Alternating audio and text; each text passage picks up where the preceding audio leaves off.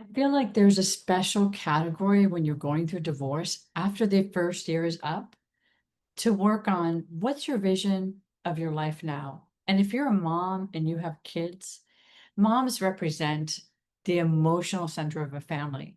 And so a lot of times, if they're not doing well, the family's not doing well. And let's say you wanted the divorce because you couldn't stand or couldn't handle the behavior of the other person, and it was really becoming detrimental to the family, or it was just not in sync with what the original plan had been.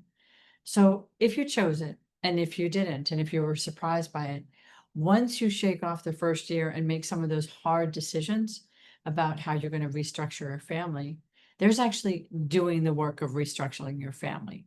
But there's this other piece, which is how about you? A lot of times, the emotional center of the family sacrifices themselves a lot, and they don't know how not to do that. So people put things on to the side. I see lots of moms, and if you are the primary caretaker, whoever you are gender wise, that they put aside the idea of relationships and friendships and they go it alone. So my take on this approach is that it's going to weaken you and your recovery period is going to last longer. So see if you can actually carve out time for yourself to have a life, to have perspective on who's around you, who's supporting you, who's being there for you, a soft place to land.